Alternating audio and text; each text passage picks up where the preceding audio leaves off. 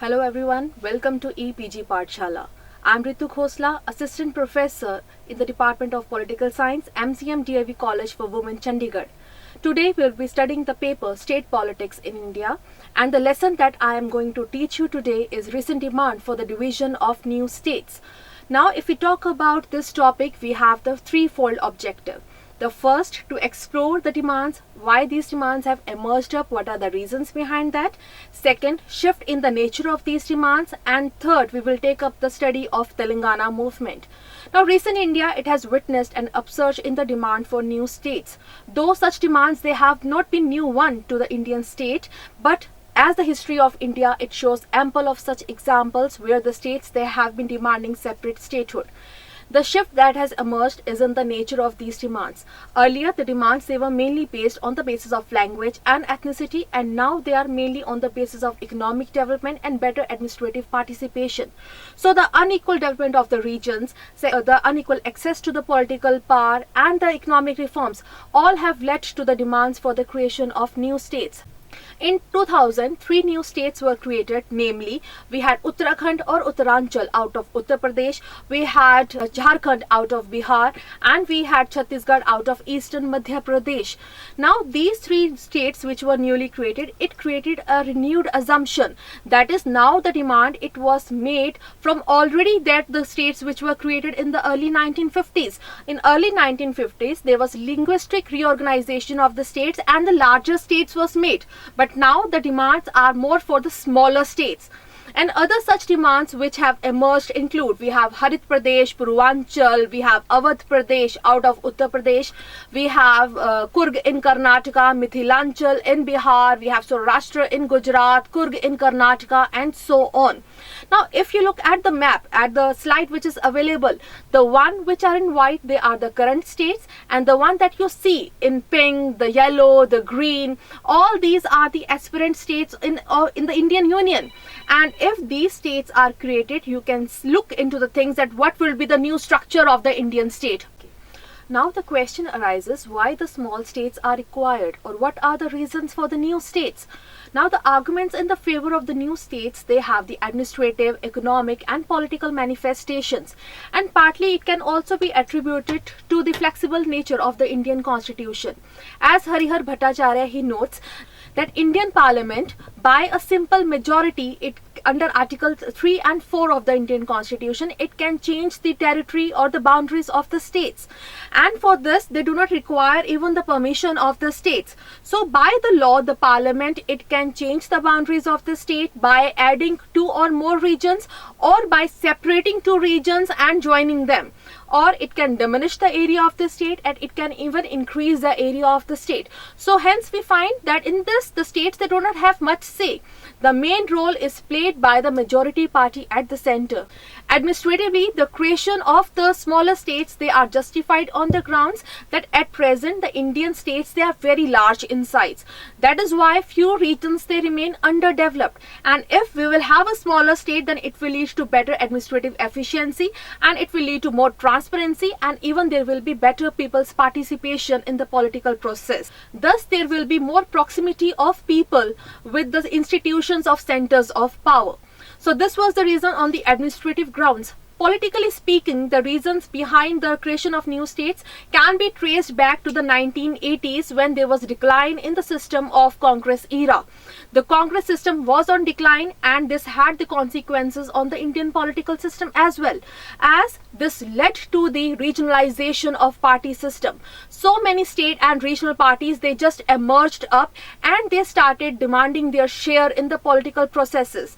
Now, the regional parties, they were not only playing an important role at the center for forming the coalition government, but also at the center level, the national state level, the national political parties, they required the help of these state and the regional parties to form their majorities. Thus, the state and the regional parties, they became an important partner in the political process. On this context, we can also give the example of the Rashtra Lok Dal President Ajit Singh, who joined the UPA government just before the 2012 UPA, that is Uttar Pradesh Assembly elections, and he continued to pressurize the government to carve out Harit Pradesh out of Uttar Pradesh, otherwise he will start with an agitation.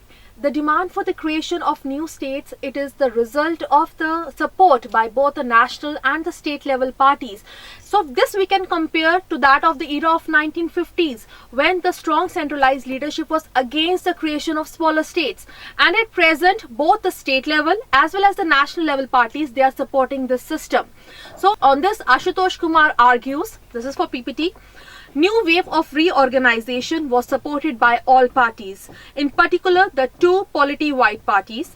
The latter support could be attributed to the emergent highly competitive political environment marked by the declining ability of any one party to win power at the center on its own, and also the concomitant rise of the regional and the state level parties reflecting the regional concerns. In short, the consensus among the political parties have led to the assertion of such demands for the new states. Further, in many states, an upsurge from below has been witnessed, which has brought forward the underprivileged groups to power, creating a new power elite, and it is these groups which has been demanding social justice for their communities. These new social movements or the social groups, they have raised the question regarding the wisdom of the state in the distribution of the resources. All the three regions that came into being and they became the state in 2000, they had witnessed such movement in one form or the other during the 1970s. For example, the Chipko movement, the People's Forestry movement in Uttarakhand Hills, then we had the trade unions, which was by the miners in Chhattisgarh, and the workers' peasant movement in the Jharkhand region. All these three cases, it was primarily related to the role of the state in distribution of the natural resources, and the second one, the claim of these communities. Now, the process of economic reforms, it has also further hastened the process of the division of states. The reason being, because of the economic reforms, there has been a competition between the various states to attract the investment. And in this process, the developed regions within the state, they have been able to attract more investment, and thus they have developed more as compared to the underdeveloped regions. And as a result of this, the gap between the developed and the underdeveloped regions, it has further widened up. If we take the example of Rashtra, Vidarbha, Bodoland, all these are the result of the unequal development which has taken place within the state. Now on this, Bhadri and Nayyar explains, regions that are better endowed with the natural resources, physical infrastructure experience rapid growth. Contrariwise, the disadvantaged regions tend to lag behind and even has become more disadvantaged. Indeed, many of them experience outflow of capital and labor. Over the time, the gap widens through such cumulative causations. So students, these were few of the reasons which has led to the assertion of the demand of new states in India. And now there has also come up a viewpoint that we should constitute the second state reorganization commission so that these issues can be looked after. So this was about the reasons behind the new states. Now we will move to the case study of Telangana movement. You all know that Telangana has been the 29th state of the Indian Union, which was recently created on the 2nd June 2014. Now, if we talk about the Telangana movement, if we go back to the history, how this demand it emerged up. This demand emerged from the very beginning when Telangana it was merged with the state of Andhra. And it happened during the November 1956. Now, talking about this, the State Reorganization Commission, which was constituted by Jawaharlal Nehru in 1953, was not in the favor of this merger. Reorganization Commission that submitted its report in 1955, it stated that one of the apprehensions behind this merger was that the educationally backward people of Telangana, they feel that if this merger happens, then they will be exploited at the hands of the coastal Andhra. Also, in this partnership, it will be the Telangana that will be the sufferer, because all the major advantages will be taken by the Andhra states. And Andhras, they were considered to be the enterprising, and Telangana people, they felt that they will become mere a colony of the Andhra Pradesh. Even Nehru, he ridiculed the idea of the merger of Telangana with Andhra, explaining this that if this happens, there is a tint of expansionist imperialism in it. But later he says that let it take it as a matrimonial alliance. If the merger it doesn't work out, then both the regions they can separate themselves. So it was on the basis of this that the Telangana movement it started. Now even the people of the Telangana they stated that they wanted to divorce from the state of Andhra Pradesh. Now talking about the reasons that were behind the Telangana state, there are a number of factors. People of Telangana, they considered themselves as an internal colony, a victim of the social, cultural, political policies which were followed by the state as well as by the central government. They claimed that they have been economically exploited. There has been partiality in the distribution of the jobs. There has been partiality in the distribution of the water resources. And even the political share is grabbed by the region of Andhra. Plus, there has been an hegemony of the upper classes and the castes in the state. Now, if we talk about this movement, this was a very widespread movement, and the main supporters of the movement, it included not only the leaders of the movement, rather it also included the women, it included the youth, it included the farmers. So each and every section of the Telangana state, each and every class of the Telangana region, they participated in this movement. And now the parties that supported the movement, it included YSR Congress, it included CPI, TDP, TRS, it included the Lok Satta and many others. The only parties that were opposed to the creation of Telangana state, it were CPIM and the MIM. And within the Congress, there were two conflicting groups. One group was that was in the favor of the Telangana state and other opposed it. This movement, it reached a zenith when an announcement was made by the then Home Minister P. Chidambaram regarding the creation of Telangana state in 2009. And with this very announcement, the attitude of the political party, it's got changed. The Sri Krishna Committee was constituted by the Government of India in the February 2010. It said that the sixth option is the most workable, that is Andhra and Telangana, they should keep united, but politically the Telangana region should be empowered in order to satisfy the political demands of the people. But however, this sixth option was rejected by the TRS, Telangana Rashtra Samiti. The Telangana Rashtra Samiti that was founded by K. Chandrasekhar Rao in 2001, it rejected this option, saying that nothing less than the creation of Telangana state could satisfy them. Telangana Rashtra Samiti, it was an umbrella party which covered each and every section of the Telangana region, and it catered mainly to the demand for the creation of new states. As we just discussed, that it was formed in 2001. Yes. And in 2004, it fought for the assembly elections, and in which it was able to get 6.64% of the votes which was polled in the Andhra Pradesh, and it was able to bag 26 seats in alliance with the Indian National Congress. But TRS, it broke its alliance in 2008 with the Congress on the reason that the Congress was not ready to put forth the legislation for the creation of Telangana state. Responding to the protests in December 2012, Sushil Kumar Shinde, the then Home Minister in the UPA, announced that the decision on the creation of Telangana state will be taken once he attends the all-party meeting on December 28th. However, despite all the protests, the state was created on the 2nd June 2014. And it was because of this creation of Telangana state that it had a major impact on the coming elections. The 16th Lok Sabha elections took place in 2014, and in these elections, the TRS was able to bag 69 out of 119 legislative assembly seats, plus it was also able to bag 12 out of 17 Lok Sabha seats. As far as the Congress is concerned, it was only able to bag 2 seats in the Telangana assembly, and as far as the Andhra Pradesh is concerned, it was not even able to open its account. And in this newly formed state, the KCR, that is K. Chandrasekhar Rao, was sworn as the new Chief Minister.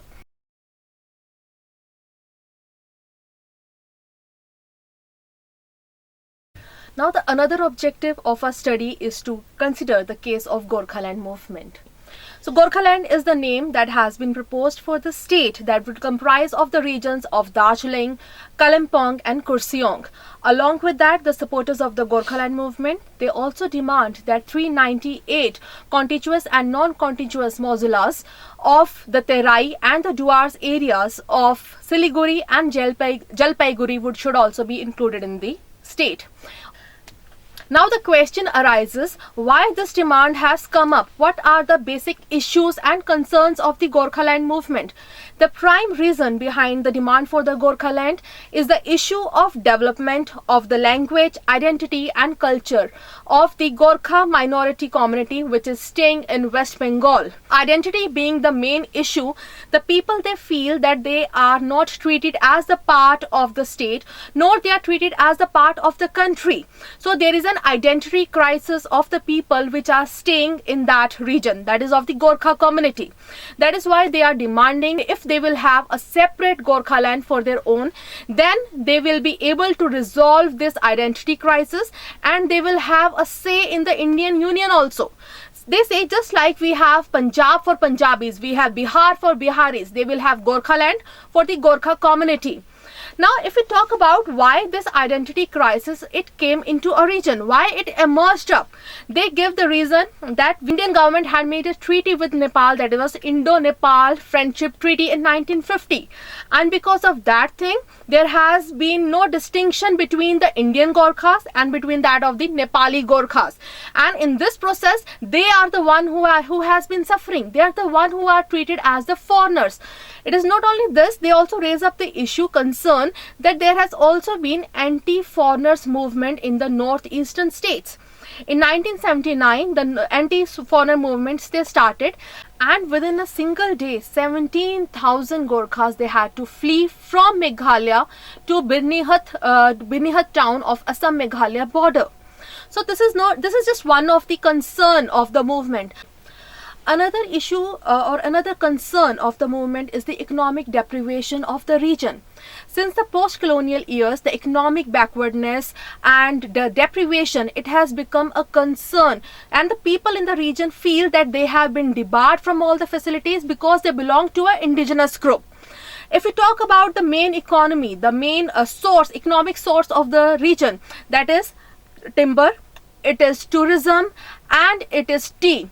And from past so many years, a lot of tea estates they have been closed down, and there has also been a big shock for the tourist industry over there. The reason being, the region is not developed, and second, because of the agitation which is going on in the region. Tourists they feel insecure. That is why very few people they go to the Darjeeling, which is also considered as the Queen of Hills. So this is one more reason. Another issue which has been raised by the people of the Gorkhaland community is that they are not treated at par with the other people in the Indian state or in the Indian Union. Now they say that so many people they participated in the India struggle for independence, but their names are not heard anywhere. If we talk about the names of the freedom fighters like Jangbir Sapokta and Captain Khadka, they have been sadly found nowhere. And one more issue that has been taken up by the people of this region is that they are not only economically deprived, they are also politically deprived. Politically deprived in the sense that they do not have much share in the political power. If we say the West Bengal state, it sends around 42 members to the Lok Sabha, but out of this, only one is from Darjeeling. At present, it is the BJP candidate, that is Mr. Ahluwalia, who is representing the Darjeeling district. As far as the state legislative assembly is concerned, there are 294 legislators, and out of this, only 3 represents the Darjeeling district or the Darjeeling region. So they say that their voices are unheard because they are not being properly represented. So how their voices will reach the parliament or the state legislature when people from this community are not there to represent them? So these are the few issues and few concerns which have, on the basis of which they are leading their agitation. Now if we talk about the Gorkhaland movement, it is not a new movement. Rather, it is from the pre-independent era. In 1907 also, the Hillsman Association, they presented a memorandum to the Morley-Minto reforms to have a separate administrative unit. They wanted this administrative unit because they wanted to have a distinct identity from those who live in the plains. In 1919, the demand re-emerged with the Montagu-Chelmsford reforms when the Darjeeling Tree Planters Association, they claimed to have a separate administrative unit owing to the backwardness of the region. Again, in 1943, All India Gorkha League was formed. It was formed out of the Union and the Communist movement of the tree planter workers, and they demanded that the Gorkha land, or this region, the region of Darjeeling, it should be included with the neighboring state of Assam, so that because there they will have a more Gorkha population. As early in 1947, the Communist Party of India, it also presented a memorandum to the Constituent Assembly demanding for a Gorkhastan. A memorandum was presented to Pandit Jawaharlal Nehru, the Vice President of the interim government, to consider for the Gorkhastan, which would comprise of Darjeeling district, it will comprise of Sikkim and Nepal on the lines similar to that of Pakistan. So but this demand was not accepted, and once India became independent, at that time Darjeeling it was included in the state of West Bengal. Since then, again and again, the demand for the Gorkha land has been rising up in various forms, in the form of memorandums, in the form of resolutions, strikes, dharnas, and so on. Under the leadership of Subhash Singh, Gorkha Land National Liberation Front was formed in 1980, which led the movement, which renewed the movement. And in 1986, Subhash Singh, he started with a very violent agitation for the formation of Gorkha land. And in the process, there was a huge loss of life, a huge loss of property. And finally, he settled down with the formation of Darjeeling Gorkha Hill Council. And in 2005, again he demanded for having a 6th schedule for the people who are living in the hills. However, over the period of time, Darjeeling Gorkha Hill Council, it proved to be a failure, as it was not able to fulfill the aspirations of the people. In 2007, Gorkha Jan Mukti Morcha, this was the party which was formed under the presidentship of Bimal Gurung. And this party, it started with the agitation for the Gorkha land movement, but again Bimal Gurung, he settled for another arrangement, that was Gorkha Land Territorial Administration, that is popularly known as GTA, in 2011. But there is one difference between DGHC, that is the Darjeeling Gorkha Hill Council, and GTA, that is in Darjeeling Gorkha Hill Council, the demand for Gorkha land was dropped, but in GTA, they accepted the development packages, but they didn't drop the demand for Gorkha land. But again, over the period of time, the GTA is also not able to lead the work properly. The reason being, so many subjects were to be transferred to GTA by the state government, but it has not been done so. So the development process has not been properly taking place in the region. Now again, they have re-emerged with a demand for Gorkha land. One more thing to be noted is that there is a marked difference between the working of the two leaders, that is between the Subhash Singh and Bimal Gurung. The agitation which is led by Bimal Gurung is by the path of non-violence, by the path of non-cooperation, by hunger strikes, by Padyatra. They are leading their movement. The agitators of the Gorkha land movement feel that the biggest hurdle in the path of forming the Gorkha land state is the state of West Bengal, which is not ready to part with Darjeeling and the regions which are proposed in the state of Gorkha land. However, a new hope has risen among the people of Gorkha community with the coming up of NDA government in power at the center. Now NDA, it supports the formation of the smaller states. Secondly, BJP in its election manifesto had said that if it comes to power, then it will consider the demand for Gorkha land. So there is a lot of hope among the people in the hills that their state will be shortly formed. The movement is still going on, and all the efforts are being made by the people in the hills and by the leaders to make their Gorkha land dream into reality. But what the future has in the baggage, it is still to unreveal. So students, this was all about the Gorkhaland movement. But one thing to remember, what makes Gorkhaland different from the other demands is that another demands, mainly they are on the basis of economic deprivation, undevelopment in the regions. But here in the Gorkhaland, along with the economic issue, they have also there is also an issue of ethnicity, of the identity. They are struggling to have the identity of their own. So what we learned from the today's lesson, we discussed about the recent demands which has emerged up, why the demands have been emerging up, what are the reasons behind that, how these demands have been leaded by how these demands have been seen in the Indian context. Then we discussed about the Telangana movement, which has been able to achieve the success by the formation of Telangana state as the 29th state of the Indian Union. And we studied about one more movement which is still going on, where the people, they are still struggling for their existence, that is the Gorkhaland movement. Thank you.